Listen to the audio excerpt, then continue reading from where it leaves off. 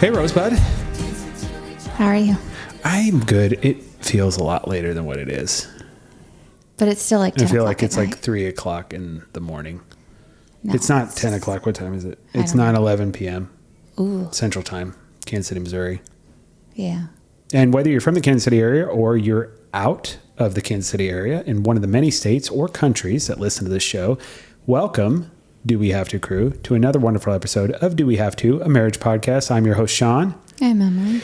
This is a Not Actual Family Productions, Studio Productions. I'm never going to get it right. God, please don't. God.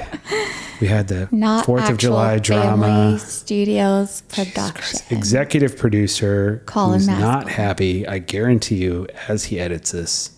Colin Schmedium, you broke into my 4th of July party, Maskell. And we already invited ourselves to next year.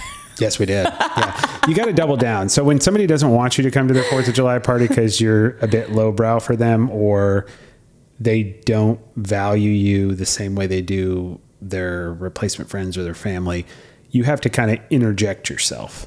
And the way you do that is you show up unannounced. You bring only items of food and drink for yourself. You stay an abnormal amount of time, and then you lock it down and say, we will be back here next year, and we'll be here for a longer period of time. Absolutely. Yep. Absolutely. So I think that was exactly how that went. that's exactly how it went. It was a wonderful 4th of July party at the Maskell Mansion.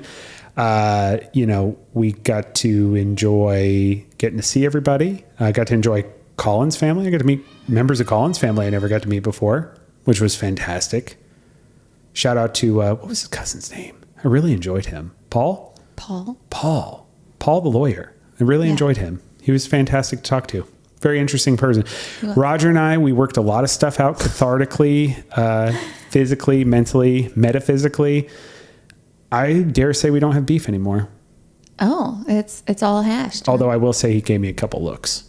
Well, After we talked, well deserved. you know when somebody's across the way and they kind of like give that look to you like they're alpha? I mean, he kind of is. Roger is the man. Yeah. I would absolutely agree. But we still have beef slightly. But it's getting better. It's getting better. I don't think so. But yeah, it was a good time. I enjoyed it was a good time. myself. What do you think of 4th of July in general? And hopefully for the Do We Have to crew, everybody had a wonderful and safe 4th of July for everybody that was living in the States. So what's weird is 4th of July used to be my second favorite holiday. Mm-hmm. And then it isn't anymore. I don't know why. Is it because nobody in this country gets along anymore? I still like the holiday, but like I don't know. I think the kids make it a little bit more stressful because I'm very anxious and like worried about them around fireworks and things like that. And then Fireworks are easy though, because it's really easy to navigate. You just there's certain ones you don't buy. You don't have to worry about a safety issue for the most part. I mean, we get smoke bombs, little snappers, a couple of those tiny little fountain cones. It's not like we're getting fucking Roman candles and they're running in the backyard shooting each other with them. No, but then like our dogs, we came home, we had 3 different invitations and we went to all 3. We were out a good point. all day long, and I think we did had a really great well. time with everybody that we shared time with. But then we came home to a dog that escaped a kennel and another dog that drug one of my fiddle figs, my only fiddle fig that I had left. Nobody knows what that is. And it's a plant. And They don't care. I guarantee several people will know what that is. They drug it into Do We Have to crew? Go to www.dowehavto.com and let us know what if you knew what is it called again? A fiddle fig. A fiddle fig is. Anyways, she drug that into her kennel and just utterly destroyed it. Sure. And then the little one must have hopped up all over the place, She and she got aggressively.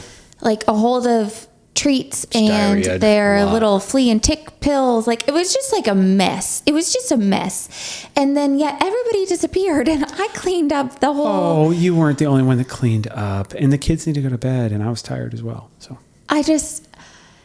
it's work. It is a lot of work, and I don't like. And I think everybody can appreciate this too, is when you have family, or you have family that you've created, which I think we've done both, right? We've got, I'm very close to my aunt and uncle. Shout out Uncle Greg and Aunt Kathy. Obviously we got Papa and Gigi, and then we've got our chosen family as well. You have a lot to do. And I know there's a lot of families out there that make the rounds when it comes to a holiday. You're going to your in-laws, you're going to your parents. By doing that. You're potentially going to chosen family. We did all of that in one day, and I feel pretty good about it. I thought it was pretty successful overall. Yeah. Got to see some good fireworks from downtown. Yeah. Uncle Greg and Aunt Kathy live right outside of the downtown area, and it is absolutely beautiful. And Emily probably, because I can't see her because I'm looking to the camera, but Emily's probably giving a nervous look right now because anytime I talk about anybody living anywhere or anybody being in any type of proximity, she gets real nervous about it. I do, and I'm sorry. Sometimes we've had to stop episodes recording because of it. Yeah. Yeah. Hey, and it behooves me. I should have mentioned what today's show is about. And I think this is obviously a perfect conversation to talk about that, is friendship and marriage, right? What is the secret of a long-lasting friendship and marriage? Is it something that is crucially important versus the romance in a relationship, right? We're going to dive into that today. We're going to be speaking on the research, which is mainly, there actually is a couple of people that are really, really specifically have done a ton of research in this area, speak on it, are very passionate about it. What does that mean? How does that work? How to cultivate it? What are some actually the pitfalls of it if you fall into that and you overcorrect and are overly friends, right? All those things today we are going to tackle on top of a little bit of 90s nostalgia, Emily's favorite segment of the show. And voted by the Do We Have to crew to be the most popular segment of the show of all time. Did they really? No, we never had a vote. Oh, I'd imagine though if we did have a vote that they would say that. All 3,800 of them. Well, okay. And of course, we're going to go continue to get deep. Emily and I will continue to learn from each other.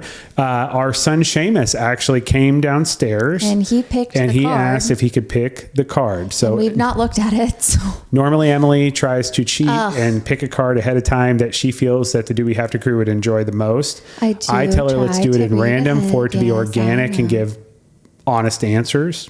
To me, that's important. Not as important to her, telling the truth. And Seamus decided actually to take control today and say, "Hey, I want to pick the card." Yeah, he did. Then he tried to really overly involve himself in a bunch of things. Yes. And we eventually had to tell him to go up to the room. Yeah, it's time for bed. Yeah, so everybody's settled down. We're the best parents in the world. They're watching Dance Mom's new era up there, and they're probably fighting just over took some magnesium and some lemon balm, so they should be relaxing and enjoying. But if you do hear them yelling, it's because we're not very good parents. No, it's it's just you're what right. it is. Let me correct it. We're trying our best. We are trying our best. Yeah, we're letting them watch TV before bed. Yeah. So with that being said, I feel like I haven't said that in a while, so I'm glad I said it. What? With that being said. Oh, yeah, that used to be one of your trademark things. 90s nostalgia. Not only are we coming off a very nostalgic holiday when this country was, declared independent. Can I ask you a question? Why does your iPad lock every 5 seconds? What are you hiding in this iPad that you feel like the security is so strong that it is like post day after 9/11 type of travel security? I don't know. Okay. Just feel like I didn't know it did that. It literally locks every 2 seconds. But I did change the password. So do you know the new password? Nope. Still your birthday. No, it's not. I just got in. So Do We Have to crew? If you see me looking down or leering down, it's because I'm trying to log into Emily's iPad so we can continue with the wonderful show. But 90s nostalgia. As I was saying, 90s. A nostalgic holiday of 4th of July deserves a wonderful 90s nostalgia segment. And I have one that I think is going to be pretty awesome. Which is? So the week, we didn't really focus too much on the week of 4th of July or this week. So I went in and did some research and kind of things that had happened.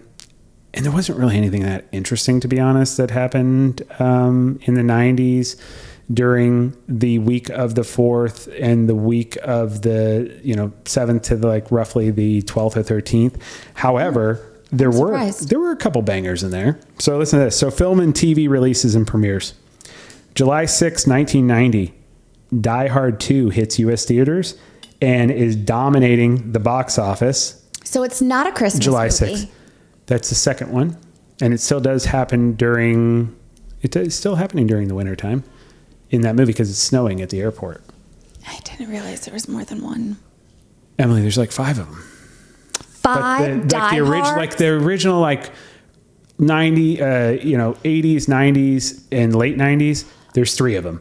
And the third one has Samuel L. Jackson in it. Him and Samuel L. Jackson hang out for like 2 hours. The and it is story fucking ends. It is fucking action gold. No, it doesn't end because it's a cop doing his job. That job never ends. Shout out to all the cops out there. Oh, goodness. Well, I've seen the first one. I think I'm good. No, the second one's dope as hell because his wife's on a plane and they hijack the plane. How's that different than the first one? Crash the plane if he doesn't do what they're supposed to do, and then Bruce Willis goes and kills a bunch of people. Again, how is that different than the first one? The first one is they kidnap a bunch of people in a building and they're going to use them for ransom. This one, they kidnapped a bunch of people or technically taken hostage of planes, and then they're navigating these planes and crashing them if people aren't meeting their demands. So completely different. Good thing this came out before 9/11. I mean, hijacking a plane isn't anything new. Well, I guess that's true. So, but I did not realize that there was that many of these movies. Yeah, they're dope as hell. One and done. And I highly recommend Die Hard with a Vengeance with Samuel L. Jackson. That is by far my favorite. That's the fantastic. third one? That is the third one, yep. Gosh. It's so good.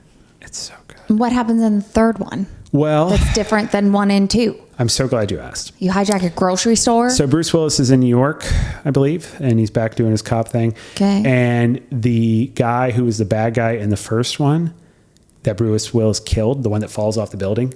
Professor Snape, Alan Rickman. Okay. His brother decides not only is he going to do this big heist of the federal treasury and steal a bunch of gold, but also he's going to get his revenge on the person who killed his brother, which is Bruce Willis.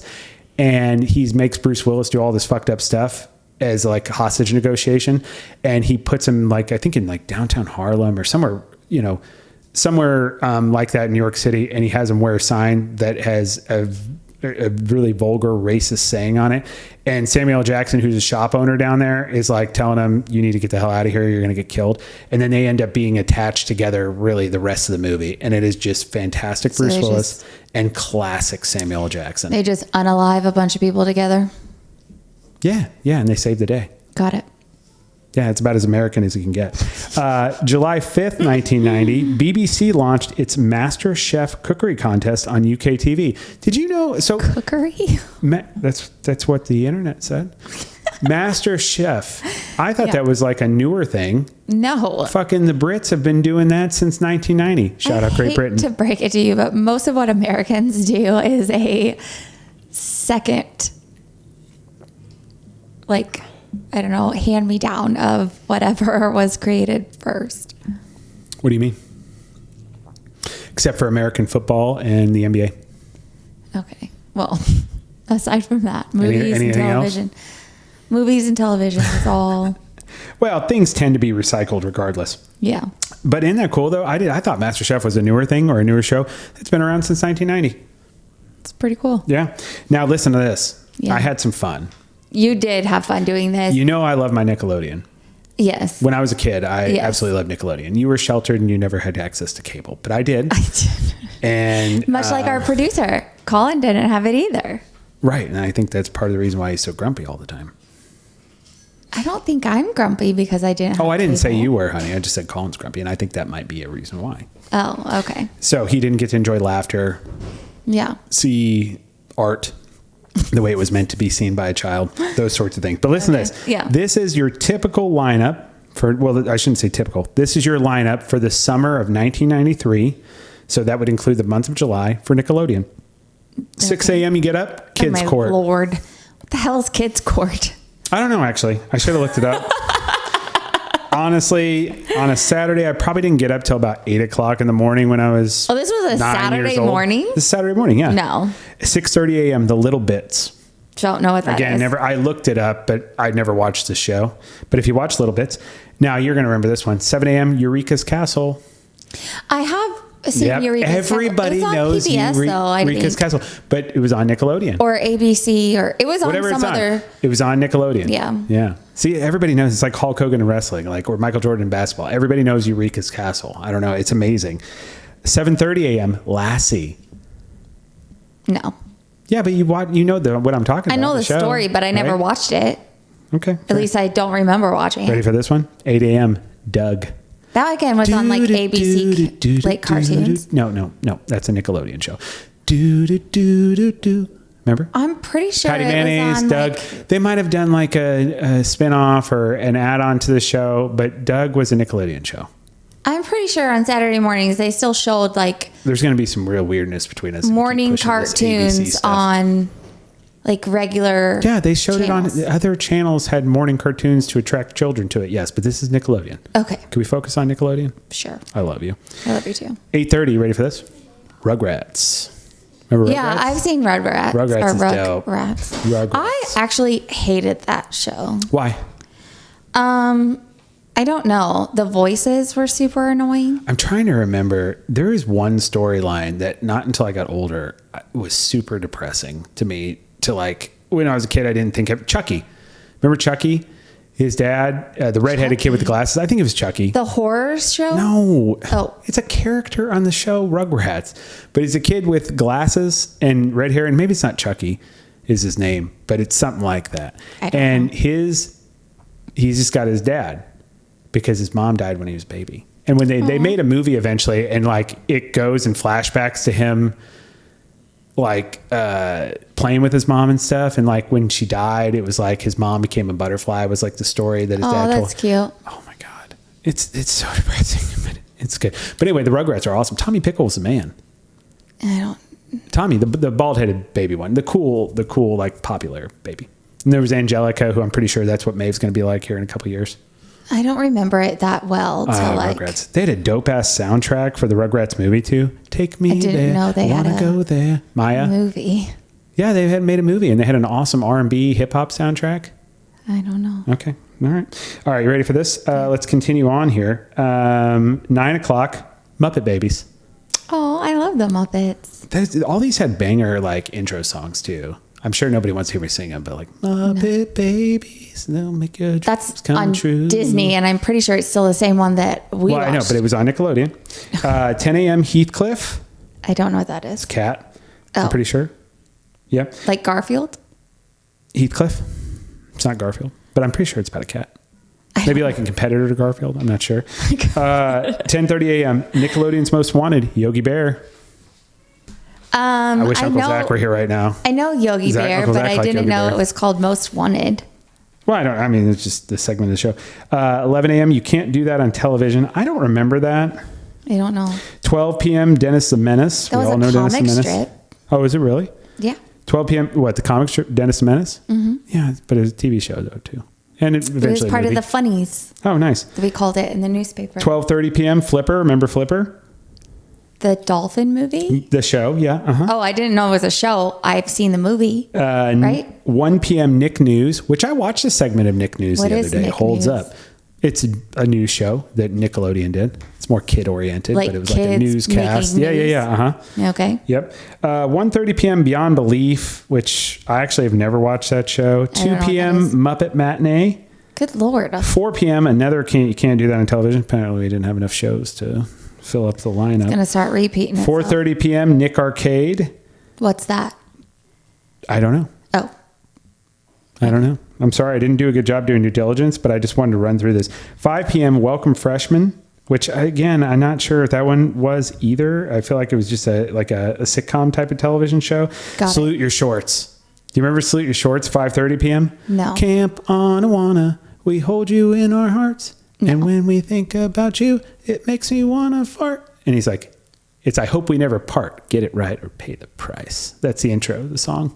It's fantastic. No. It's about these kids that are like teenagers that are at a summer camp. I'm pretty sure I would not have been allowed to watch that show based on that theme song. Well, the Can you camp imagine counselor, Gigi being like, yes. right? The camp Watch counselor that. told him, don't do that. So Gigi would have appreciated that. I 6 don't p.m. know. Family Double Dare. Remember Double Dare? No. oh, it's a game show with families playing. And then at the end, if you won most points, you could do the obstacle course or whatever. No. You dig like a flag out of a nose. Ew. No. Oh, it's awesome. I don't think no. 6:30 p.m. Nickelodeon Guts, which was like a kid's version of American Gladiator. It was fucking dope. And if you won, you got this like rock kind of thing that said Guts on it. Oh, it was dope. Nope. You never seen Guts? No. Okay.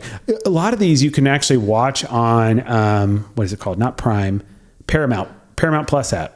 I'll have to show you an episode of Guts. It's awesome. I mean, I think I'm okay. No, I think you need it. 7 p.m., another rendition of Doug. 7:30, another rendition of Rugrats. Goodness. Then here's where it gets big. Okay. I'm listening. 8 p.m., and I think it was this year or the year before, they started doing a series or segment called Snick at Night on Saturday, which was like, if you're a cool older kid and your family's all over, or if you're staying up a little later, you could watch these multiple shows that are picked out specifically called Snick. Okay. Clarissa Explains It All. No idea. Clarissa Explains It All. I don't know. What's her name? Melissa Joan Hart. Awesome sitcom show. Melissa Joan Hart. Oh, Sabrina the Witch? Yes. Clarissa Explains It All. Absolutely. Never seen it. Okay, fair enough. Roundhouse, which I didn't know what that was. And eventually they replaced Roundhouse with All That. And you know All That, right? I don't know All That. Kenan Thompson, Kel Mitchell. I mean, I've heard you talk about it. Amanda Bynes. Like, there's so many people that came from that show. It's basically like a kid's Saturday Night Live. I've heard you talk about it, but I've never seen it. Okay, Ren and Stimpy show. Cartoon, you would not have liked it. Gigi would not have approved. And then 9:30, one of my favorite shows of all time, second to Goosebumps, Are You Afraid of the Dark? Never seen it. I want to show you the first episode. Well, no, I think I've seen what you've shown me. The Phantom, right? Remember the Phantom cab driver? Or is that the That's the first episode. Goosebumps show that you watch all the time? No, well, that's... Weird song. Dun, dun, dun, dun, dun. Yeah. Yeah, that's Goosebumps. No, so it's annoying. not the same thing. And it's a great intro song. It's so annoying. But no, Are You Afraid of the Dark is a completely different show. I want to show you the first episode ever of the show, which is called The Phantom Cab Driver. Absolutely fantastic. Insanely dark for children, but also a banger. Highly recommend. Again, Paramount Plus app. Got it. All right. Going back to Amanda Bynes, was she normal when she did that show? Yeah. This is like when she was up and coming, and then she ended up being, obviously going into film. I really hope she ran into some problems, like we all do. You're talking to a husband who's no, I know. I really hope like, she comes out of the other. Like, I hope she. Have you seen what she looks like? No, I have not. I've heard. I feel for her. I've heard it's not. She's going through a lot. No, it's not that she looks bad. I mean, I'm not a model. It's no, but I heard she's got like tattoos all over her face and stuff. She just doesn't. I don't know. She doesn't look like she's doing well, unfortunately. Yeah. But I wish her the best because she was fantastic on that show. And she was good. Hey, remember, what was she the antagonist in? With Academy Award winner. She did La La Land and Zombieland. And what was that Steve Carell romantic comedy we love with Julia, whatever? Emma Stone. Good job, Em. Wow. Good for you. Yes. What was she? What is it? The letter A. She's like the Christian goody two shoe girl in letter A. Remember? She's fucking fake. Oh, Easy A. There you go. Yeah, she's really good at that. I forgot she was in that. Yeah. She's like the super religious girl. Yeah. Right? Yeah. And she does a great job in that. Yeah. So I hope she makes a comeback. I think she's fantastic. I do hope she comes out on the other side. Yes, I do as well. Not only do I hope she comes out on the other side, but I hope that she gets a deeper understanding of herself and she becomes a very positive person. Yeah. And segueing into that, I know that I enjoy, and the Do We Have To crew enjoys, us getting deep with each other. Yeah.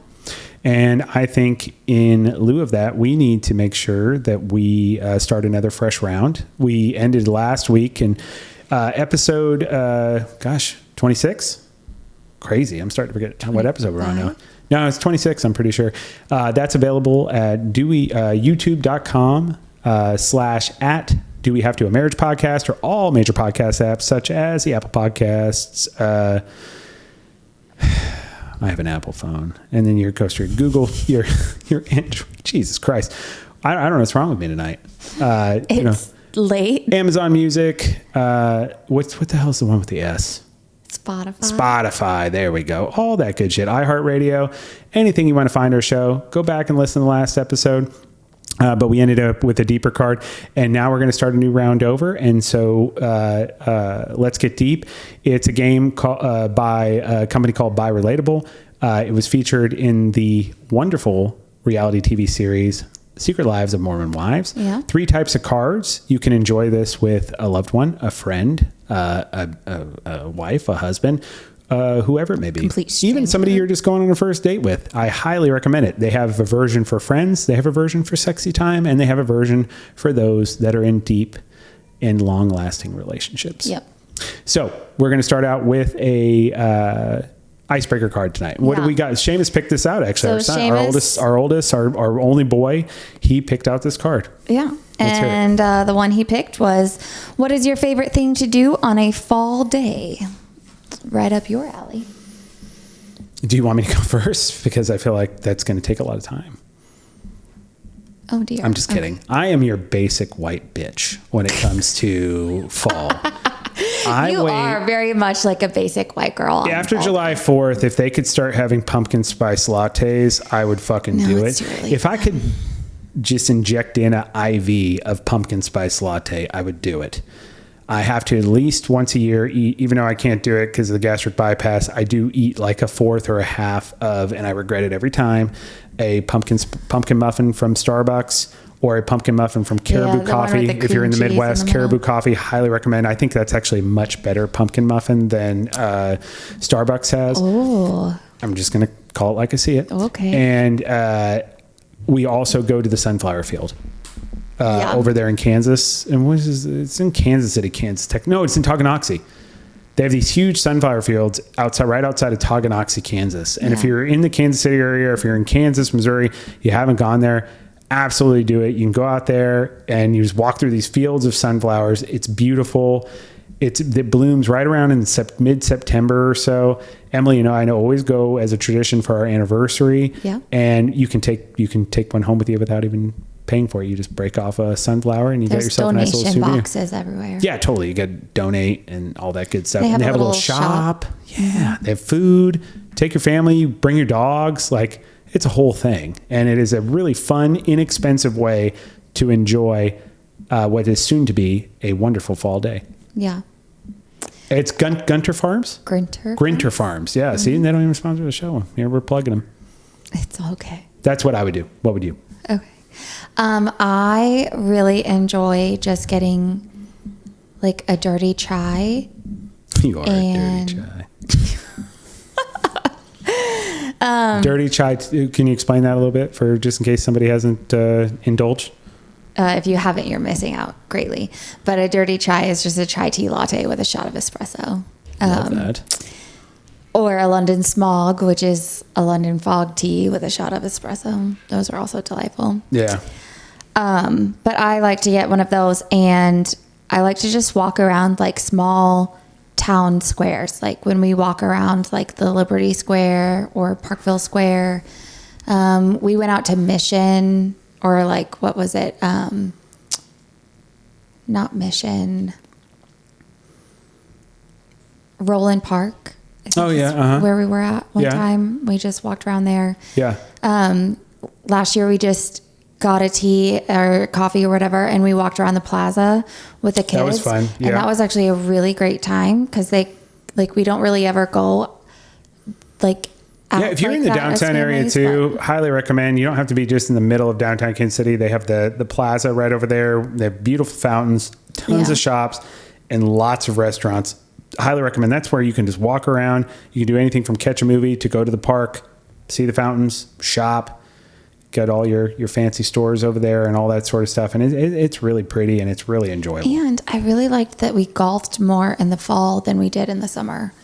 Like the weather was Golfing's better. 10 million times better in the fall. Yeah. It was just Could you better imagine weather. the other day when it was like 100 heat index going out to fucking Lawson? No. I There's drove no by the golf course horrible. the other day, and I was with your dad, and I was like, oh my God, could you imagine being out there right now? And he was like, yeah, no, that would be fucking miserable. And Yeah, I was it's like, horrible to run in. I can't even imagine playing so. 18 holes, but yeah, absolutely. Yeah. Yeah.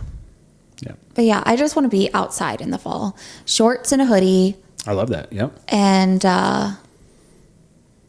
yeah. Yeah. Just a drink in hand. I love it. Yeah. Yeah. Bonfires at night. I love bonfires at night. I do too. The fall's the best. Before it gets is insanely cold a and great right time. after it's done being insanely hot, it's such a great time. Football starts. There's just so many great things about fall. Yeah. And then, of course, you're going into the holidays. I fucking love Halloween. By the way, we are going to be having our final episode of season 1 will be happening the week of Halloween. Yeah. And then we'll be starting season 2 right after that. So we decided we're going to end every season of this show. It's going to end on Halloween. Because we started like right at Halloween. Right around there too. Yeah. Yeah. Yeah. Much to Colin's chagrin. He didn't like that. He said it was superstitious. Did he really? Yeah. Oh. He did. He was real aggressive about it. Okay. Didn't talk to me for 3 weeks. Okay. Yep. Yeah. And as you can tell, Emily and I, not only are we very gifted lovers. What did you do there? What was that noise? Dropped my paper. I was going to talk about how we were gifted lovers. And we're very romantic and we love each other very much. But I think the thing that has allowed us to continue to navigate through the work of marriage and the work of being parents and then being married and the work of learning to be good people and being married is our ability to fall back on our friendship. And I think that we like is... each other. Yeah, and we enjoy spending time together. And I think that's a big thing that the experts will tell you, and we're going to talk about that here now, is that, romance is an important element to relationship. Absolutely. But really what the anchor of a long-lasting, long-term relationship that goes from the time you're together till the time you are, shoving off the mortal coil is having a long-lasting, solidified friendship. Yeah, absolutely. Like Ben and Leslie used to say, I love you and I like you. Or I like you and I love you. And I think that's a really good, even though it's a TV show, and that's why I love television shows, that's why I love movies, because you can relate to things that are real. It's true. It is one thing to love somebody or lustfully be attracted to them. It's a whole nother thing to ingrain your life around them and to enjoy being with them. Yeah. Right. So that's what marriage is. That's what all the experts say, is that if you're going to have an effective marriage, you really have to treat it as a deep, ongoing friendship that also has a physical element to it and has a romantic element to it. Some of the most successful love stories I've ever heard are of people who were friends first and then dated later. Like, you know what I mean? Yeah. Where they were actually just friends. We know that's how Colin and his and our wonderful Aunt Katie, they met in high school. And it wasn't like they just, it was, like The Notebook with Amy Adams and Ryan Gosling right away, and he's hanging off a goddamn tilt-a-wheel. Oh, not Amy. What's it? Regina George. Rachel McAdams. Yeah. Sorry. I apologize, everybody. But yeah, it wasn't like it was like that. Who's doing good on the movie trivia today? I really want to tell this story about Uncle Colin. I just don't know how he's going to feel about it. Then don't say I'm going to do it. So Uncle Colin, my son, my oldest son's godfather. So I feel like him and I have been close friends for a long time. I would say we're brothers, even though he is very hard on me and can be a little bit of a maniacal maniac when it comes to being an executive producer of the show. But when Colin was in high school, somehow, some way, he had a job where he was doing lawn care, and his mower, something was going on with his mower. And he flipped the mower back up where the mower's up and the thing's still spinning, stuck his hand in there, chopped off a bunch of fingertips. And that was like, I remember, when I talked to Colin about this, or Uncle Colin, he talks about, when him and Katie first started just interacting with each other and started that friendship. One of those things was he had this cast on, there was little tips on the cast where clearly, they obviously sewed the fingers back on. Oh. God, I've never heard that story. Colin's never told you this. I feel like we've talked about probably it 10 because million times. I would get queasy. That's girls. Well, I'm sure he didn't go into the deep details of it, but we've definitely talked about that story as a family, right? But anyway, that's what sparked the relationship with Aunt Katie and Uncle Colin. And, Nice. it wasn't based off of like intense romance right away. Obviously, it's a friendship because you fucked up and stuck your hand in a lawnmower.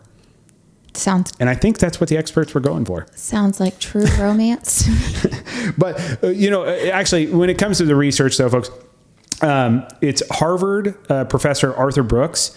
He has a ton of writing out there, articles, I believe some books, but I didn't actually see a book specifically, but I know he's an author. But he's the one who we got a ton of research on, and an expert in the field, and emphasized that being best friends, not just passionate lovers, is the key to marital longevity. And honestly, cites basically that eventually sparks and flames are going to fade. And it's really that long-term anchor of friendship that is what keeps things going and keeps you through not only the good times, but also the rough times as well. And if you don't have that, the likelihood of being successful in your marriage or in a long-term relationship is not going to happen. Yeah, because you can always like reignite the spark, but you can't build a friendship out of nothing when there was none to begin with. Yeah. And I mean, the proof's in the pudding. So this is not just, hey, an expert is sitting there spitting shit at you. Okay. Really well-known podcast, and I believe blog, Focus on the Family. They did a Gallup research poll, and 70% of the people that they polled cited that their marital happiness was the key contributor to that was that they had strong friendships with their partner. 70% Yeah, because like when the kids go away, it's just me and you in the house. And that's a very good point. And if we don't like each other, then we're fucked. Like, yeah, we're in separate rooms doing separate things where we don't try to, even if it's something where, and we've talked about this on the show before. Yeah, things that we've had to learn over a period of time that we're passionate about. We have to be supportive of that and join in on that. like I think they call it a screen divorce now, where you're on your screen doing your thing and I'm on my screen. You're on your TV, they're on their TV, you're in a different room. We may be in the same room, but we're not sometimes connecting you're not even doing at that. all. Yeah. And that's not positive either, because well, it's not really a marriage. It's your two people living roommates, together. Yeah. Mm-hmm. Yeah. No, absolutely.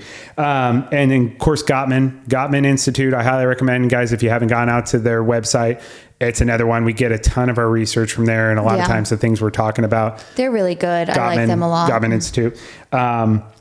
They're obviously a leading relationship researcher. Happy marriages are based on deep friendship, emotional resilience. Emotional resilience is a strong friendship equips couples to weather stress and life changes more effectively, meaning that you tend to shit on each other less when things go wrong when you're in it together versus not. And it's you against everything else. Yeah. Like you as a team against everything else. Everything's great when you're banging each other. It's just one of those things like, as far as like, when I say that, I don't mean that lightly. I mean, it's important to have a physical relationship. Yes. But when you're in a foxhole together and you're dealing with one thing after another, whether it be mistakes you made yourself or things externally that are happening to you, you have to have somebody that, I know you don't like this saying, but it is. This friendship thing is like what people say, ride or die. Not that you just blindly do whatever the other person wants to do. That's not what it is. It is you're there to emotionally support and be there for that person on their good days, their worst days, and their average days. Yeah. You know what I mean? I know that I know. I don't like that saying, but I understand it. Well, I just think there's more to it. Because I think when people are like ride or die, it's like, it doesn't matter how you feel about it. We're just going to do it. And that's not what it is. Ride or die is like, hey, I don't necessarily agree with this, but we're going to figure this out together. And no matter what, we're going to get through it together. That's fucking ride or die. The thing that the internet does and people do on social media, it's fucking stupid. In my opinion. You know what I mean? It's an opinion. But I just need to know, where are we going and that's ride or die. Doesn't mean you won't go there. Doesn't mean you're not getting in the car. Right. But we need to figure this out and have a plan first before we just go and fucking drive into it. We don't need to die doing it. Right. Like Absolutely. We'll figure it out. Yep. No, I completely agree. Mm-hmm. And then, of course, another thing of, why a friendship matters is, and Emily brought this up, and to just dive into this a little bit more specifically, is the fact that, guess what? You are going to be just you two at some point. Yeah. Whether it's a short period of time when the kids are at the house for something, or, you have a small amount of time together, or you are empty nesters, shared interests and values are such a huge thing. And if you're not cultivating that together, you are putting a wedge in your relationship. That is the proof in the pudding. Yeah. That's where couples who start as friends, like Uncle Colin and Aunt Katie, often share values, and which boosts satisfaction. The ability to, doesn't mean you have to be into everything that we're into. Right. But you have to share it in some capacity. Tonight was a fantastic example of that, by the way. What, me watching that movie with you? You weren't really watching it, but the fact is you came up and you didn't shit on it, and you kind of asked some couple questions and you let me just go off about random facts about it. When I'm working at night, I need to have noise on in the background. My go-to, and I highly recommend this, is the 1980s Maximum Overdrive, directed by Stephen King, starring Emilio Estevez. It's such highly recommend. It is a terrible movie, but it's so terrible it is good. Highly, highly recommend. AC/DC does the entire movie soundtrack, if that doesn't buy you in. And Emily, 7 years ago, would have walked up and been annoyed that I was watching it, tell me she doesn't understand why I like this stuff, and she would go off and go and do her own thing. Tonight, she came and sat down. She's like, why is this happening here? And she brought up some really good questions, because logically, a lot of times, the movie doesn't make any sense. It really and she just doesn't. let me banter on about the film. And I knew, even when she was doing that, I was like, we're going to be banging the rest of our lives. Okay, God.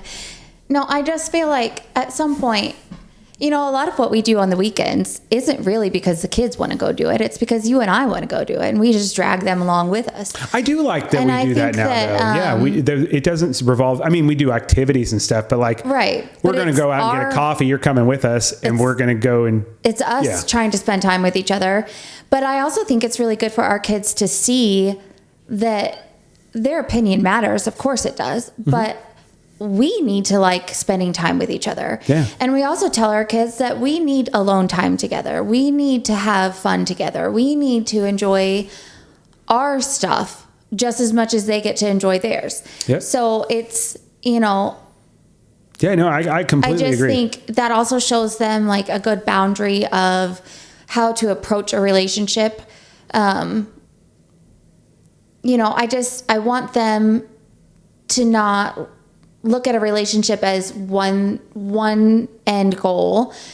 I want them to see it as like a fluid opportunity to grow as a person and grow as a couple. And there will always be ever changing things that happen in it. But at the end of the day, it is really, really easy to love someone blindly when you love them. It is not always easy to like them every day. Absolutely. When things get hard.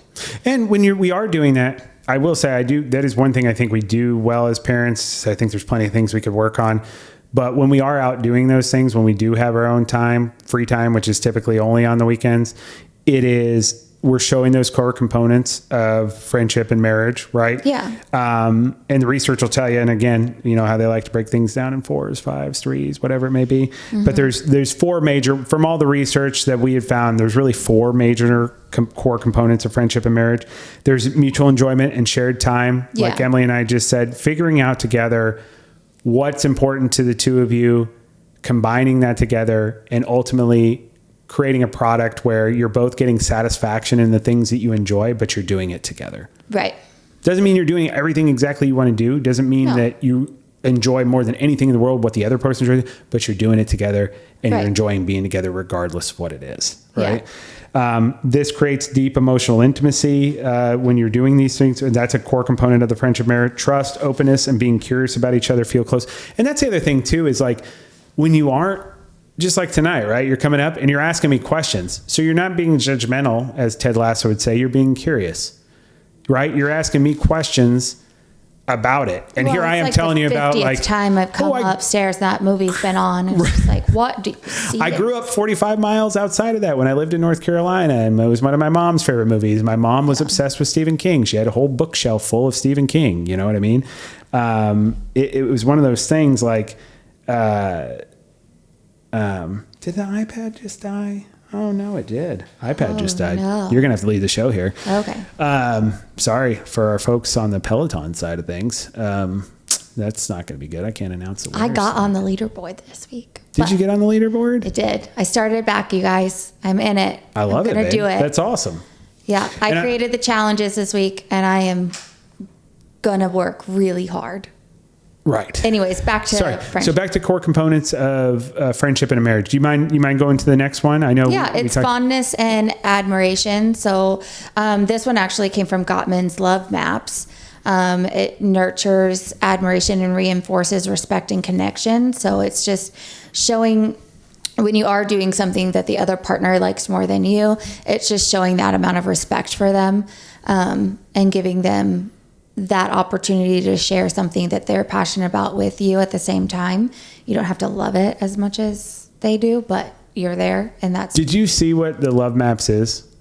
No, I never really like this. So this is like where you map out your partner. Like you would like an explorer going out into the new world and mapping the West Indies. You're doing that with your partner. And that's what it's talking about. It's like figuring out the things that make them tick, that they enjoy, that they love, and you're mapping it and you're marking it and you're being cognizant of it.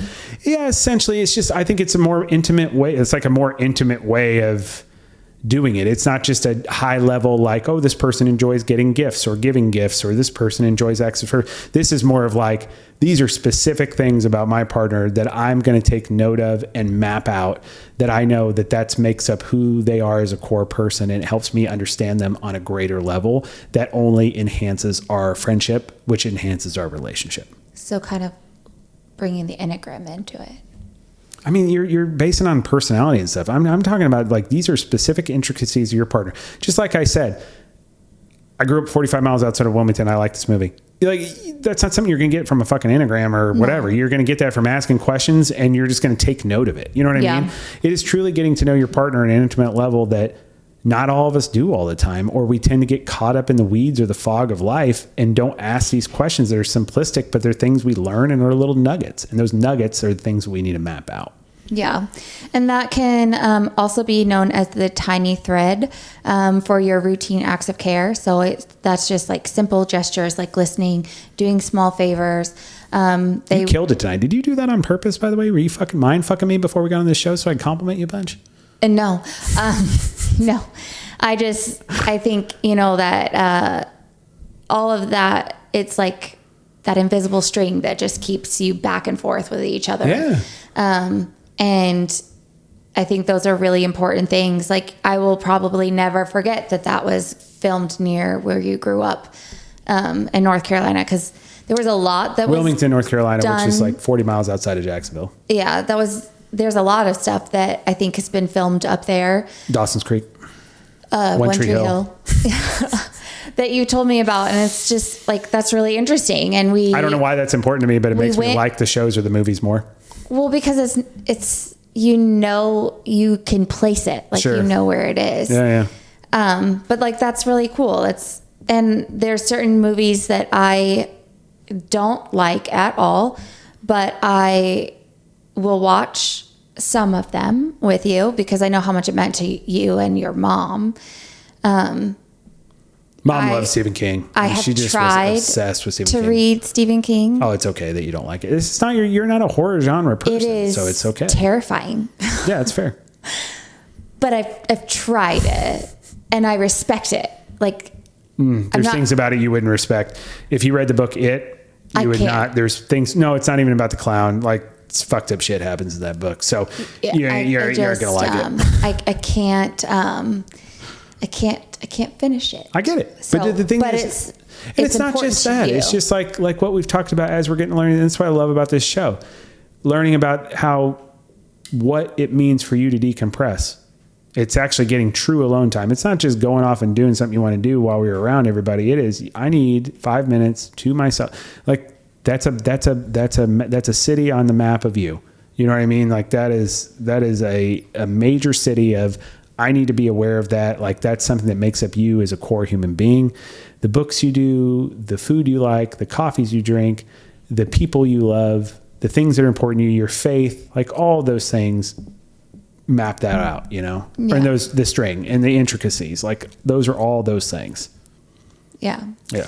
I like that. We should try to map each other with like pictures and bring them next time. To the like show? A vision board. Nobody wants to see okay. that. You're welcome to We Have to Crew. I just saved you. Some ways that you can get those 4 tidbits going. Yeah. How do you cultivate that? Because that's a good point. And I'll tell you, Emily and I sound like we just got the most harmonious relationship. Most times we're always fighting to kind of get to that level, but we're not quite there. And so these are the things that we need to work on. Go ahead. I'm sorry. Yeah. No, it's okay. Just want to qualify. We sounded fake like to me. Scheduling time, like actually putting it down in your calendar where you have us time, even if it's just for like 10 minutes a day or a walk around the block. It doesn't have to be anything major. It just needs to be you two alone, uninterrupted, sharing something together. Or filming a podcast followed by vigorous lovemaking. No. Or like this morning when I came downstairs really and nice. you were upstairs and you texted about swim and I was like, time. I'm having a coffee. Come down and have one with me. That was really nice. And then you came down and then we sat for like maybe not even. It was 6 minutes maybe. Yeah. And then our day started, but it was just you and me. That was really nice. It's something that doesn't ever happen. Sat at the fucking counter in the kitchen and just sat there with each other for a few minutes. It doesn't ever happen. It was dope. Yeah. I really enjoyed it. The next one is exploring new interests together, whether it's cooking, hiking, book clubs. One of the best things I think we've started is the podcast, but also we started reading the same books. Yeah. While doing the podcast. And that's not necessarily my thing, but I know that's passionate for you. Some. Yes. So, I think that's really awesome. And then the emotional transparency, you have to really honestly be honest with each other. So we have like a number scale sometimes that we use. Another one that they recommended was using colors. Well, hold on. What do you mean a number scale? Like where I ask you where you're at, like on a scale of 1 to 10. We do that? I don't feel like we really do that. We do. When? Name a specific time, date, and what was the weather? When we're talking about like emotion stuff and anxieties and stuff. Oh yeah. Like if like having bad anxiety or like on a 10. Yeah. I mean, we do that with kids too. Yeah. But like having a deep conversation about like where we're at. I mean, I feel like, especially with counseling, we're better than we ever have been as far as like being able to just express how we're feeling or where we're coming from on something, where I feel like it clarifies it or clears it up enough that the other person doesn't take any type of offense to it and they can actually be supportive. Because it's not just about, well, it's your responsibility just to be supportive, but like it's about how we give out the information too, can affect the other person. And yeah, I completely agree with that. But I liked the connection they did with colors. And what do you mean? There was one website that we went to. Like colors, like post 9/11 colors, like this is an Orange Day alert kind of thing. Well, shout out George W. Now I guess. But it was like each color had a different fuck yeah. It's a yellow day, motherfuckers. Watch out, go to school, eat your lunch, and watch out for the terrorists. It's like this is like the most important thing to me color. Yeah. Would be rest in power, Toby Keith. Would be like pink or purple, like my favorite color. And then it would go on like a scale of that. Like if it was light blue, then it would be something I'm very emotional about. Okay. Yours would probably be a green. This is really confusing. I don't want to do a color palette. Oh, I really liked the color idea. Can we just tell each other how we feel rawly? Because different emotions go with different colors. Yeah. I think. Anyway. I don't know if we'll the next one was to maintain separate friendships. I think this is something we have but also struggle with because we're friends with the same people. And like I have some like acquaintances outside of it and you have a few outside of it, but like we have friendships within our friendship. Does that make sense? Yeah, we do. And the thing is, though, I think we do a good job of like our chosen family and everything of, well, I have my relationship with my brother. You have your relationship with like your mom, right? And then you have like, so we have those family ones. We have my Aunt Kathy. You have your relationship with my dad. Yeah. And, those are kind of their own things. And then we are chosen family. We are all together hanging out. And then sometimes the bros go off, and sometimes the girls go. Yes, that's what I was going to say. The girls go off. Yeah, because girls and bros rhyme. Oh, well, that's not appropriate, sir. And then do small affectionate gestures. So just make those habits. Like, don't leave the house. Today was good. You were killing it, friendship wise. Today, you were all about cultivating that friendship of us spending time together and talking through things together, and just even the little reset of like, hey, here what's going on for the day, and here's what we got. Like, I felt like we are in this tank together. Well, like, you had a lot going on for work today, so. Yeah, but you had stuff going on too. So it was a nice little reset before the morning started of like, hey, we're in this together.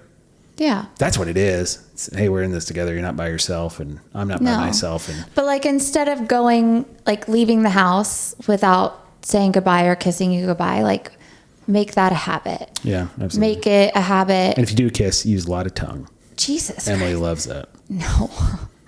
Like, when you're like passing each other in the bathroom closet, like,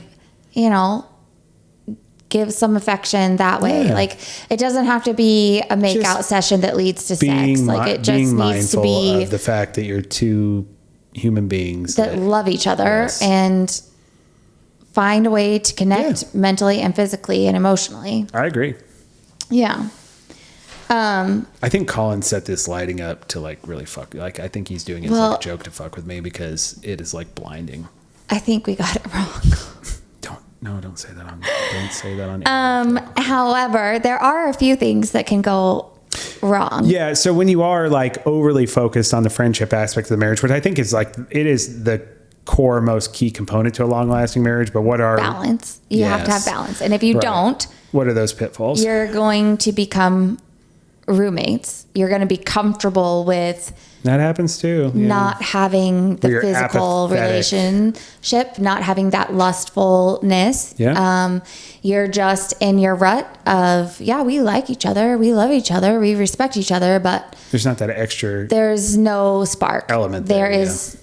The embers have fizzled out completely, and there are no matches to be found. I think you're comfortable in doing your own thing and just knowing that person's there. It's a very apathetic way of living marriage at the time. Yeah. And it happens. I mean, it doesn't mean your marriage is bad because you're going through that. I feel like it's a part of life where you're going to experience it at some point, and you have to recognize it and then course correct. Yeah.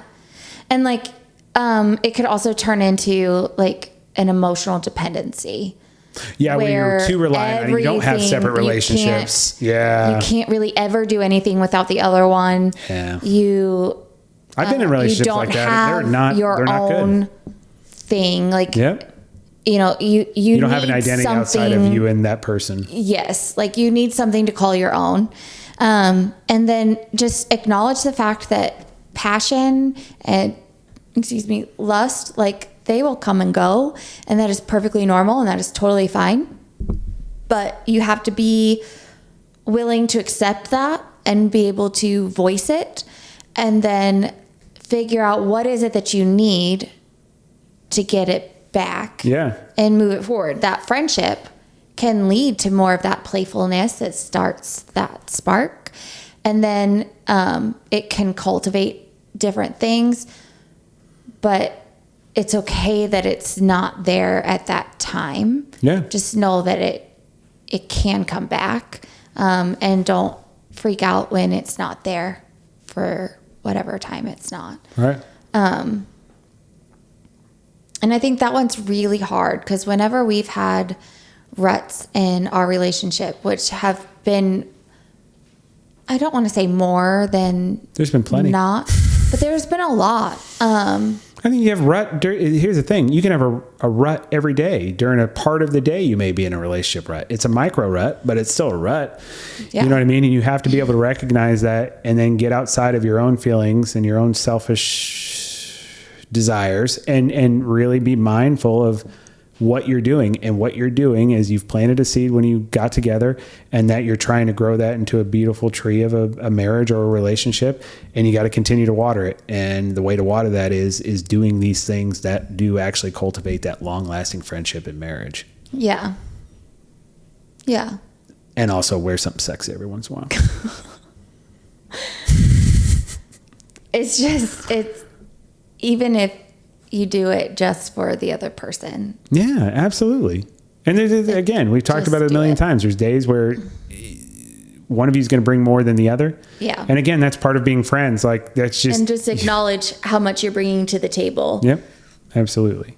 And that's the thing, guys. I think that's the most important thing we learned from all the research is that if you're going to put energy into something, you know, obviously romance is an important thing. Having a physical relationship is an important thing. Being parents is an important thing. But at the end of the day, it's going to be you and that person you're with. Yeah. For the long term, the long haul, as they say. And cultivating and building that relationship and making it the best it can be. So you not only are you happy together, but you're happy as individuals and you're secure as individuals in the thing that you enjoy and love. All of that is taken care of if you're cultivating a friendship in your marriage. Yeah. Friendship and marriage isn't optional. It's essential. It is. Yeah. It really, really is. That's what the research says. Yeah. So tell us how, your friendship in your marriage is going. Tell us how you guys make sure and you're keeping that friendship and that togetherness and taking on the world together, taking on parenting together, taking on anything that you do together. Go to dowehavето.com.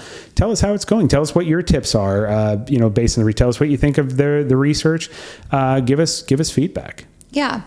But if you do say something negative about my wife's appearance, I will find you and I will fucking kill you. Sean. What? What in the hell? Oh, nobody from the Do We Have to crew would have said that. These are haters that I'm swearing to, but I will kill you. I will find you and I will kill you. Go ahead. Okay. So our socials, you're fine. It's okay. I just want to make sure the message was out there. That's all. But, you can find us on YouTube at youtube.com at Do We Have To, a marriage podcast. You can follow us on Instagram, Threads, and Facebook at do.we.have.to. X is at Do We Have To Pod, and TikTok is Do We Have To a Marriage Pod. Again, drop us with some Sour Patch Kid moments, some comments, questions at dowehavето.com. Let's see. Oh, we've got 2 new challenges on Peloton. So go to our team page at the Do We Have To team. And then you can Do We Have To crew. Follow us. And you can use the hashtag and you can follow or join our team. And anything you've been doing before you join the team, that'll get pulled in. Yep. And we typically announce the top 20 on the show because that's how big of a team we have now. We're getting closer and closer to that century mark of a team. And we will continue to announce that weekly on the show, assuming that our children don't use the iPad without permission and drain the battery. Yes. You can follow Sean on Peloton at Do We Have To Podcast. Or you can follow me at Emily_NKC. I will say though, I know that Barbie Gal, or Barbie Gal, forgive me for butchering. I know she did win last week's full, the amount of work that was done, most time worked out, which is insane. It was like 17 hours or something like that. And of course I got second. So she's been making me her little bitch, as Krabby Cakes did before that. So continue up the good work, Barbie Gal and Krabby Cakes. Yeah. Peloton does not sponsor our podcast. Not at all. But and you don't need to have the equipment either, guys, by the way. I don't ever hardly use any of our equipment. We have a row machine and a bike. However, you can record outdoor runs. They have GPS, as well as strength training. It'll track and tell you how many calories you typically burn on average, depending on how long you've been strength training. And it tracks all that, and it's a part of those competitions. Callie's my favorite for strength. Kendall, I'm so sad that she's gone, but they have a great on-demand library of workouts you can do where you don't need a machine. Yeah. Yeah. I like Alex and Robin for my outdoor stuff. Who's your favorite teacher? Hannah, the beautiful English girl. I've had a crush on her for a long time. Yeah, you have. Yeah. Yeah. And to the Do We Have To crew, thank you guys so much for listening. And again, let us know what you let us know how we're doing. Let us know what you have to think about the show. Let us know how your friendship in your relationship is going. dowehavето.com. And I will leave the show with a wonderful quote I heard the other day, and this is from 90s as well. I'm just diving in the 90s. The wonderful singer Jewel said that she wishes she could see the world from a different angle. And I think that we have the ability to do that, especially this stage and age, of seeing things from other people's perspectives, other worldly views, other cultures. We have more access to information than we ever have before. we need to start doing that and being more tolerable of each other.